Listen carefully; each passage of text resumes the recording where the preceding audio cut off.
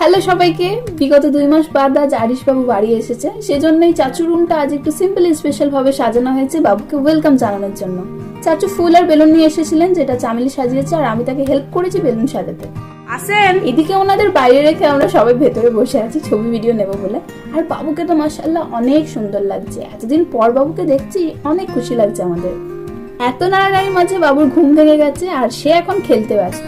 ছবির জন্য আমরা সবাই বাবুকে এদিক ওদিক দেখাচ্ছি যাতে একটা ভালো ফটো আসে, আর চাচু বাবুর ছবি তুলতে ব্যস্ত। বাড়ির সবাই তো অনেক খুশি বাবুকে পেয়ে, সবাই একবার একবার করে আদর করছে, কোলে নিচ্ছে। তারপরে শুরু হয়েছে তার কান্না, যে কান্না কেউ থামাতে পারেনি, একমাত্র সে তার আম্মুর কোলে গিয়েই চুপ করেছে। আসলে সেটা একদম পিচ্ছি, খিদে পেলেই কান্না করছে, আর খাইয়ে দিলেই মানে খাওয়া শেষ হলেই ঘুমিয়ে পড়ছে। ঘুমিয়ে যাওয়ার পর চাচু ওকে কিছুক্ষণ আদর করছিলেন আর আমরা ভিডিও নিচ্ছিলাম। মাশাআল্লাহ আমাদের বাবু কিন্তু অনেক লক্ষ্মী। যাই হোক, যারা ভিডিও দেখছেন আরিশ বাবুর জন্য অবশ্যই দোয়া করবেন, ও যেন সুস্থ সবল থাকে। আল্লাহ হাফেজ।